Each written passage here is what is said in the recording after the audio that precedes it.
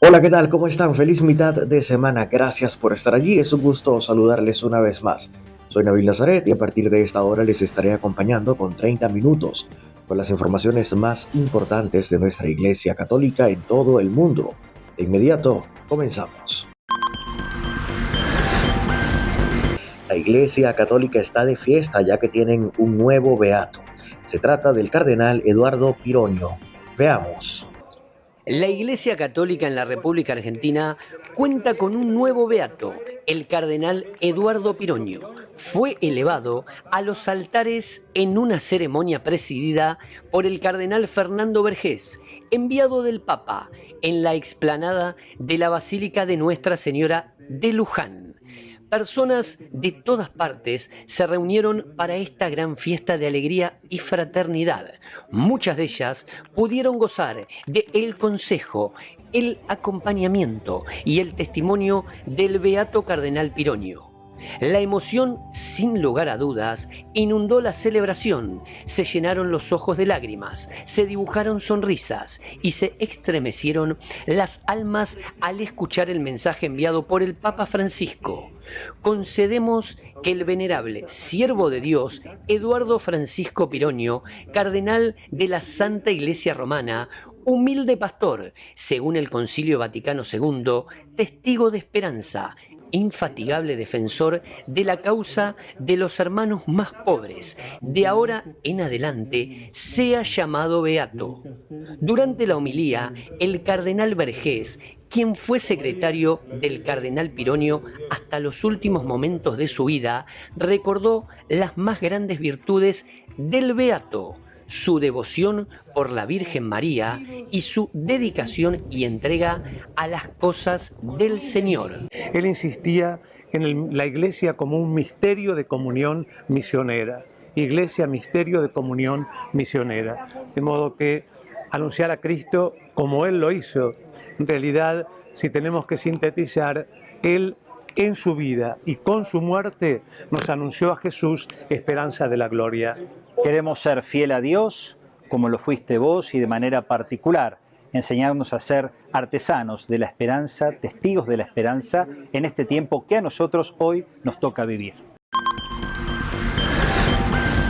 Seguimos en Argentina porque allí, en la ciudad capital, Buenos Aires, se realizó una misa por la educación. Veamos. A través de la Vicaría Pastoral de Educación se realizó en la parroquia Santa Julia, ubicada en el barrio porteño de Caballito, la misa de fin de año con los directivos de los colegios del Arzobispado de Buenos Aires. La misma estuvo presidida por el arzobispo Monseñor Jorge Ignacio García Cuerva, quien estuvo acompañado por Monseñor Ernesto Llobando, delegado interino para la Vicaría de Educación, y varios sacerdotes que cumplen funciones en los diferentes colegios. Durante la Eucaristía se agradeció por el año de trabajo compartido, rescatando las cosas buenas que ocurrieron en cada una de las escuelas y poniendo en manos del Señor los esfuerzos realizados buscando la mejor educación. Nosotros tratamos de nuestra escuela resaltar mucho el tema de los valores. La verdad es que nos parece fundamental y lamentablemente en esta época se están perdiendo algunos, así que esto es volver a acercarnos a lo importante, ¿no? Y la educación ante todo, creo que es la herramienta más fuerte que tenemos para cambiar el mundo entero.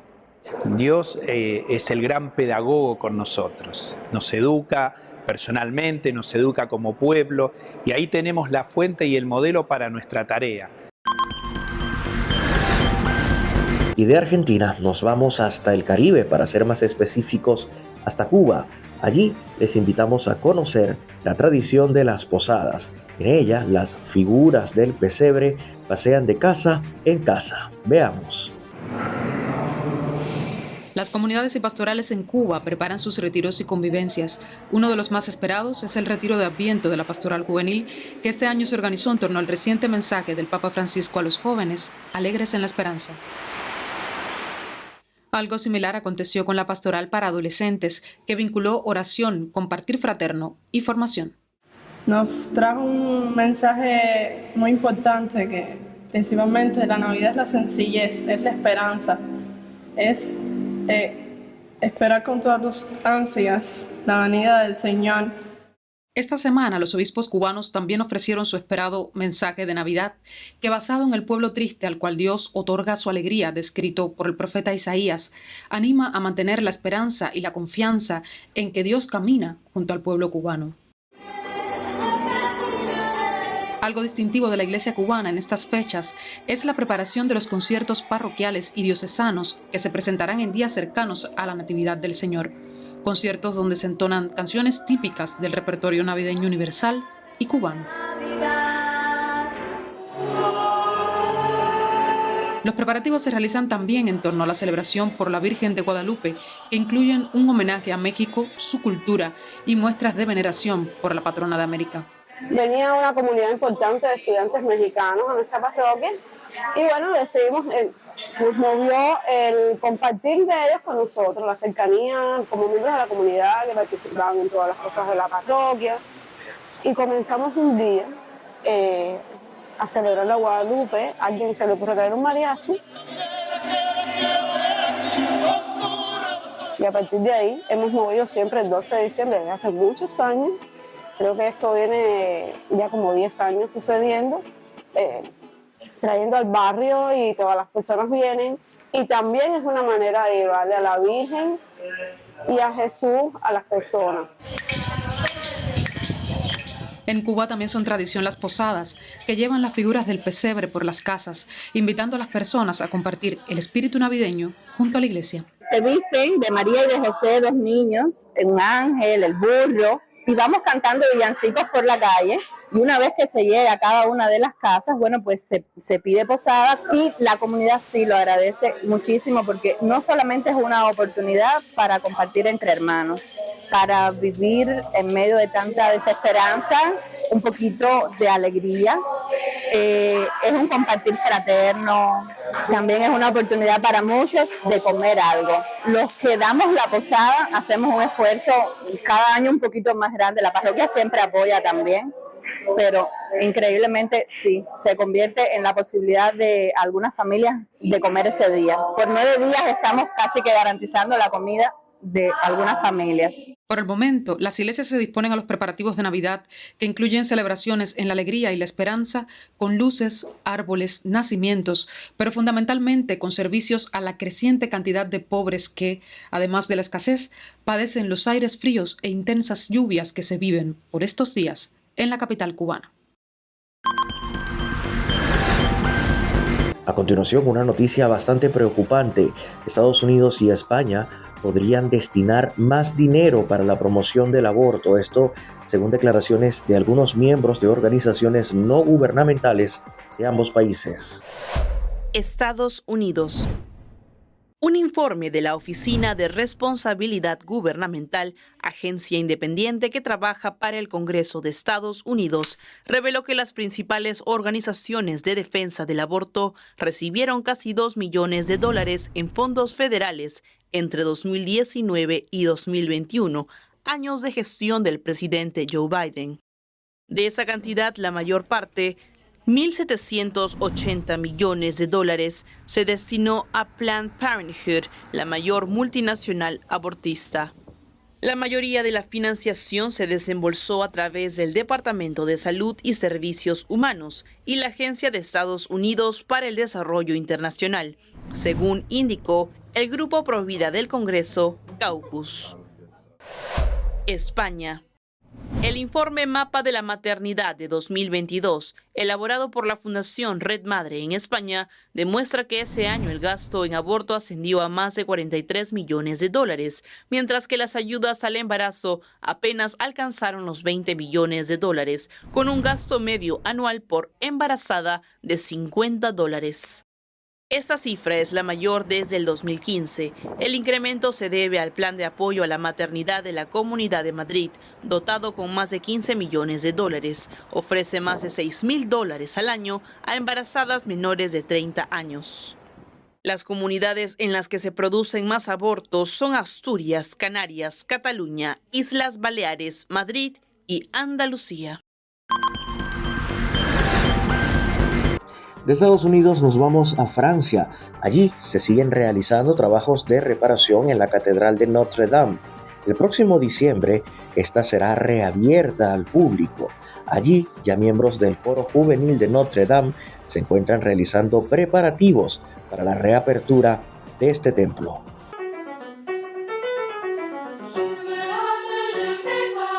Con sus melodiosas voces, el coro juvenil de Notre Dame muestra su alegría por la reapertura de la catedral en 2024. Los niños están impacientes por el regreso a la catedral que llaman hogar. La catedral en cierto modo volverá a despertar y la sacaremos de las sombras, sí puedo decirlo.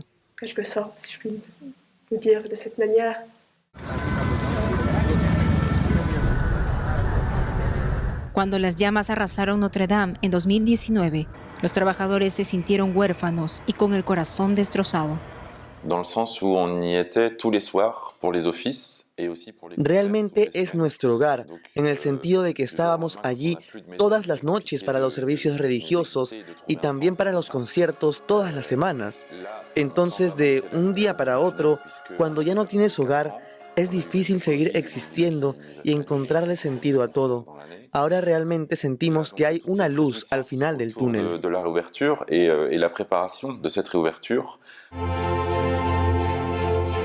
Los avances son notables. Enormes vigas de roble se izan para volver a techar la catedral. La imponente aguja fue reconstruida pieza por pieza, detrás de 600 toneladas de andamios. Aunque las innovaciones arquitectónicas del edificio parecen estar disminuyendo, el arzobispo de París pidió al presidente Emmanuel Macron 6 vitrales contemporáneos para una de las capillas laterales de la nave. El arzobispo propone un concurso para artistas contemporáneos para reemplazar con vitrales modernos a los del siglo XIX. Macron aceptó la sugerencia y confirmó el lanzamiento de un concurso.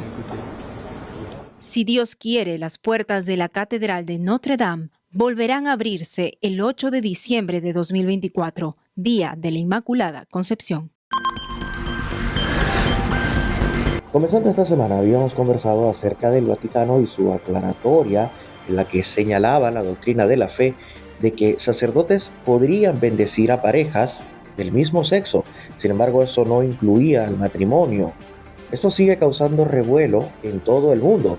Algunos sacerdotes se muestran en contra, otros a favor. Algunos han dicho textualmente en sus redes sociales que no cuenten con ello para tal aberración.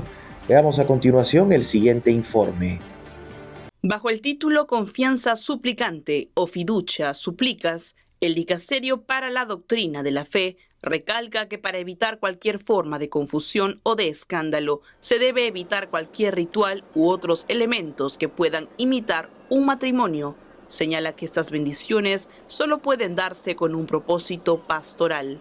Pueden ser más espontáneas y estar menos vinculadas a requisitos morales previos. Añade que la Iglesia tiene el derecho y el deber de evitar cualquier tipo de rito que pueda contradecir esta convicción o llevar a cualquier confusión. Advirtió explícitamente que nadie debería promover ni prever un ritual para estas bendiciones. En su nueva declaración, el Dicasterio para la Doctrina de la Fe afirma que sus pautas impedirían intentos posteriores de formalizar tales bendiciones.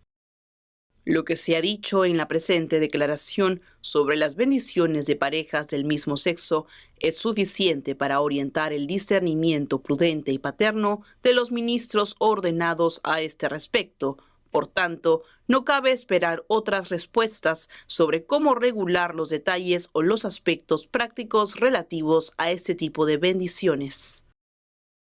La declaración Confianza Suplicante también se aplica a católicos vueltos a casar que no han obtenido la nulidad de su primer matrimonio, así como a parejas en otras situaciones irregulares.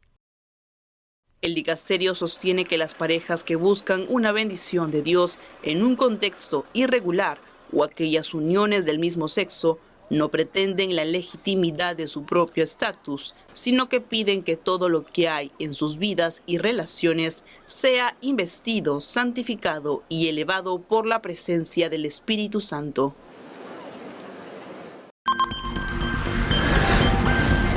Ahora nos vamos a Alemania. Allí obispos acogen con cierta satisfacción la decisión de la Iglesia de ahora, bendecir a parejas atraídas por el mismo sexo.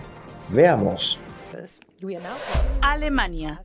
Los obispos se mostraron satisfechos con la autorización del Vaticano para bendecir a parejas con atracción al mismo sexo. Es bueno que ahora se desentierre este tesoro para la diversidad de estilos de vida. Pedir la bendición es un gesto de humildad hacia Dios en el que las personas expresan que confían en la bondad de Dios, subraya el presidente de la Conferencia Episcopal Alemana, Monseñor George Betzing.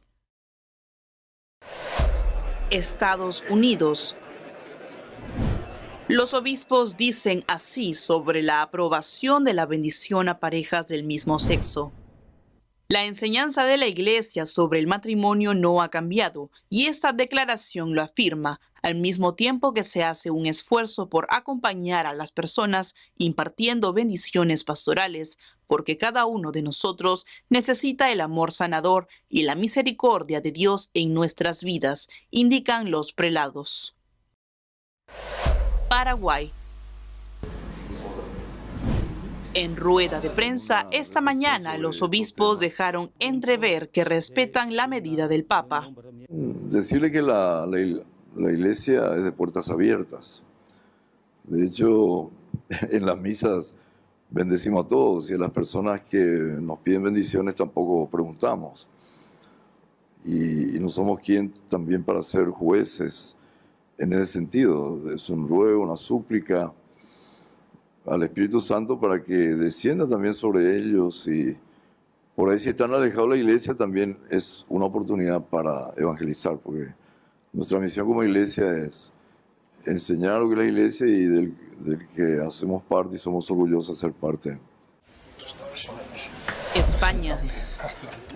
El episcopado se abstuvo de valorar los documentos pontificios, remarcó la importancia del matrimonio entre un hombre y una mujer. Sí subrayo de esa declaración pues la importancia, porque lo dice el prefecto del dicasterio, de no confundir ni hacer de esa bendición pues como una distinta o diversa celebración del matrimonio. Esto se dice claramente, que no hay que confundirlo con una celebración del matrimonio canónico ni hacer esa distinción. Desde su parroquia en España, el padre Antonio María Domenech dice así: día triste para la Iglesia, día triste para el católico, conmigo que no cuenten. Con más de 69,000 seguidores en X, el padre Juan Manuel Góngora expresa: conmigo no cuenten para bendecir parejas de personas en estado de pecado mortal. Jamás impartiré pública o privadamente ninguna bendición que de forma ambigua, al carecer explícitamente de ritual, pueda dar a entender que se justifiquen situaciones vitales en pecado mortal entre adúlteros o sodomitas practicantes, tal y como explicita el documento. Por su parte, el jesuita James Martin, sacerdote defensor del lobby LGBT+, sostuvo sobre el documento vaticano que se reconoce el profundo deseo de muchas parejas católicas del mismo sexo de la presencia de Dios en sus relaciones amorosas. La declaración abre la puerta a las bendiciones no litúrgicas para las parejas del mismo sexo, algo que antes estaba prohibido para obispos, sacerdotes y diáconos. Junto con muchos sacerdotes, ahora estaré encantado de bendecir a mis amigos en uniones del mismo sexo. El sacerdote español Pachi Bronchalo, con más de 40,000 seguidores en X, manifiesta: esto no es el Evangelio de Jesús, sino el que inventamos nosotros. No es misericordia, es buenismo nuestro. Obispos españoles recibieron recientemente el informe sobre presuntos casos de abuso sexual y de conciencia. Ellos han entregado este caso a abogados. Veamos. Tras una larga espera, la Conferencia Episcopal Española ha recibido el informe sobre abusos sexuales y de conciencia encargado a la firma legal Cremades y Calvo Sotelo en febrero de 2022. El informe está siendo estudiado para su integración en el trabajo de la conferencia y será publicado en su totalidad próximamente, según ha anunciado el portavoz de la institución, padre José Gabriel Vera. El trabajo sobre abusos viene precedido de una larga polémica que ha llevado al reproche público de los obispos al despacho de abogados al entender que no se estaban respetando los plazos. En principio debía ser entregado en marzo de 2023, aunque luego se amplió al mes de junio.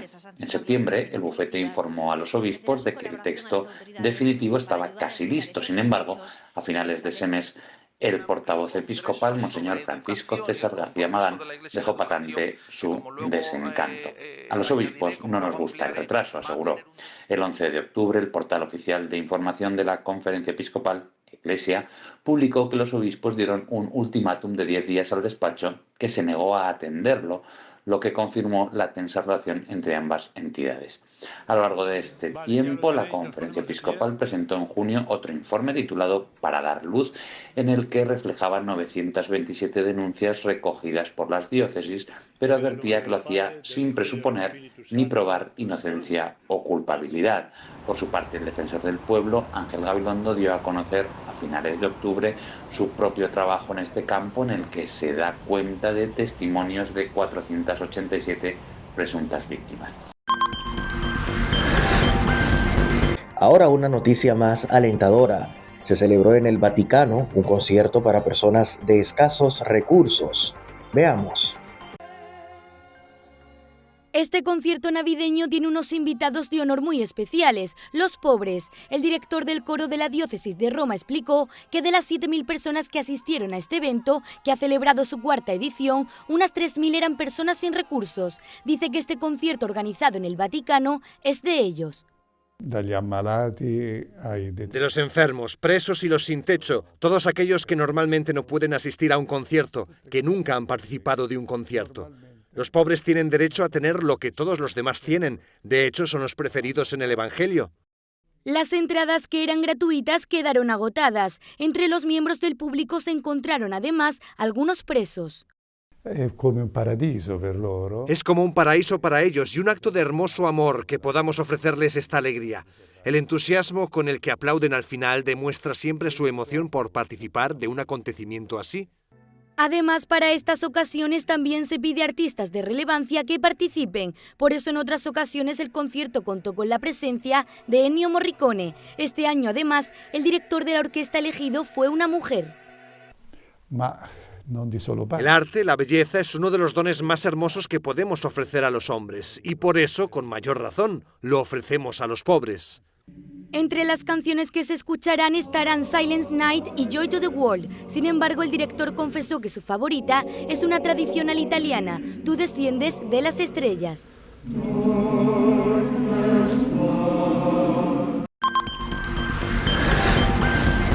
¿Sabía usted que hay un pedacito de Tierra Santa en Washington?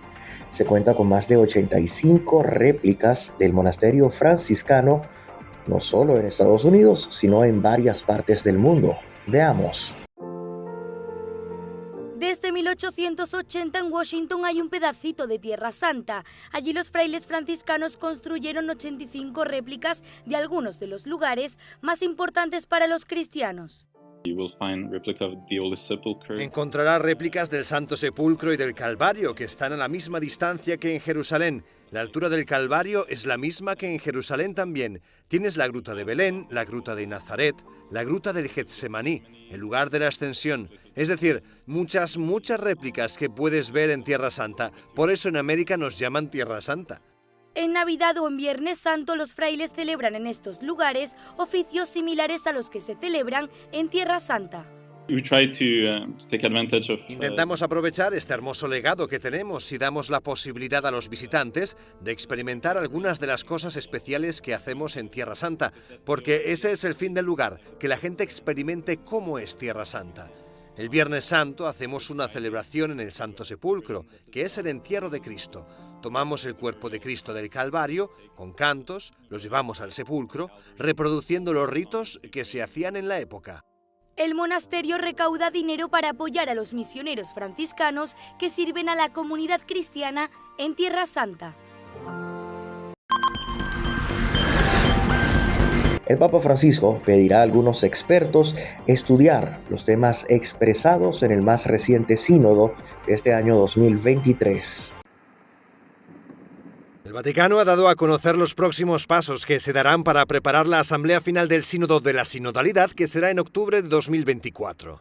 En primer lugar, la Secretaría General del Sínodo entregará al Papa una lista de temas sobre los que en la última asamblea se pidió profundizar. No serán unos temas cualquiera, sino aquellos cuya competencia sea de la Iglesia Universal. Por ejemplo, las relaciones entre congregaciones religiosas y obispos, la formación de los sacerdotes, el sentido del diaconado o si las mujeres pueden ser diaconisas.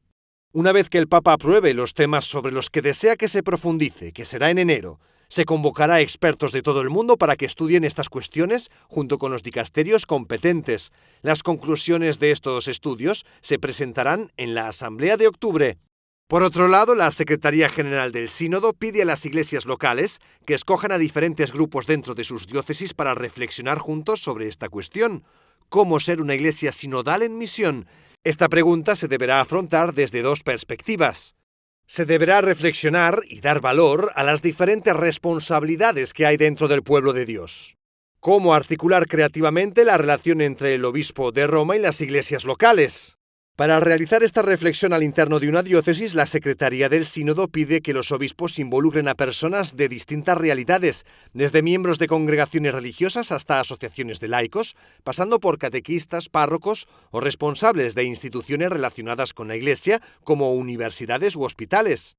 Las diócesis deberán enviar las conclusiones de estas reuniones a la Secretaría General del Sínodo antes del 15 de mayo. A partir de ellas, desde Roma, elaborarán el documento de trabajo que servirá para la Asamblea de octubre. La Secretaría General del Sínodo recuerda que el objetivo no es reflexionar sobre temas en particular, sino en cómo se realizan estas reflexiones desde una perspectiva sinodal. Somos sinodales misioneros. El Papa Francisco imparte una catequesis basada en el Belén viviente. Este año, esta representación del nacimiento creada por San Francisco de Asís ha cumplido 800 años. Queridos hermanos y hermanas, en esta Navidad de 23 se cumplen 800 años del pesebre viviente que San Francisco de Asís realizó en la localidad italiana de Grecho. Su intención fue representar la escena del nacimiento de Jesús, pudiendo revivir así, por medio de los sentidos, la sencillez evangélica, la pobreza y la humildad de la Sagrada Familia en la gruta de Belén. Y aquí nacieron los pesebres vivientes. Durante estos días cercanos a las fiestas navideñas, podemos correr el riesgo de descuidar lo esencial, distraídos por las numerosas ofertas del consumismo y el bienestar mundano. En este contexto, los personajes de Belén nos muestran cómo celebrar verdaderamente la Navidad, con sobriedad y alegría evangélica. Contemplemos el pesebre. Y eso hagámoslo en familia, en comunidad. Contemplemos, que nos ayuda a centrarnos en lo más importante de nuestra vida, la relación con Dios, con los demás y con la creación. Y que cultivemos en nuestros ambientes un clima de armonía, de gozo y de paz. Saludo cordialmente a los peregrinos de lengua española. En estos últimos días de Adviento, los invito a prepararse para recibir al niño Jesús con alegría y sencillez de corazón, por medio de la oración, la participación en los sacramentos y las obras de caridad. Que Dios los bendiga y la Virgen Santa los cuide. Muchas gracias. Dominus Vobiscum. Et cum spiritu tuo. Sit nomen Domini benedictum. Ex hoc nunc et usque in saeculum. Aiuterium nostrum in nomine Domini. Qui fecit caelum et terram. benedicat vos omnipotens Deus, Pater et Filius et Spiritus Sanctus. Amén. En la última audiencia general de este miércoles, el Papa Francisco ha hablado acerca de cómo vivir estos días santos de Navidad. Veamos. En la última audiencia general antes de la Navidad, el Papa dio unas directrices a los peregrinos presentes sobre cómo vivir estos días desde la fe. Francisco señaló que el consumismo y la publicidad corroen el sentido del espíritu navideño y que esto puede llevar a que se descuide su verdadero significado. Il consumismo del Natale. È vero che se si vuole fare dei regali, questo sta bene. È un modo, ma quella frenesia di andare a fare le spese, dai, questo attira l'attenzione da un'altra parte e non c'è quella sobrietà del Natale. El pontífice dijo que en la imagen del Belén, además de sobriedad, hay alegría. Sin embargo, explicó que esto no se puede equiparar a la diversión, porque son términos muy distintos. Perché la gioia è una cosa differente del divertimento. Ma divertirsi non è una cosa cattiva se si fa sulle strade buone, no? Non è una cosa umana. Ma la gioia è più profonda ancora, più umana. E dalle volte c'è la tentazione di divertirsi senza gioia, divertirsi facendo rumori, ma la gioia non c'è. È un po' la figura del pagliaccio, no? Che ride, fa ridere, ma il cuore è triste. Al final de la audiencia, el Papa volvió a pedir por la paz en Israel y Palestina, también en Ucrania. En el aula Pablo VI estaba presente el embajador ucraniano ante la Santa Sede, Andriy Yurash, quien con este gesto agradeció las palabras de Francisco. Y voy la mía benedición. Y con esta noticia ponemos punto final a la presente emisión de Noticias Multicanal.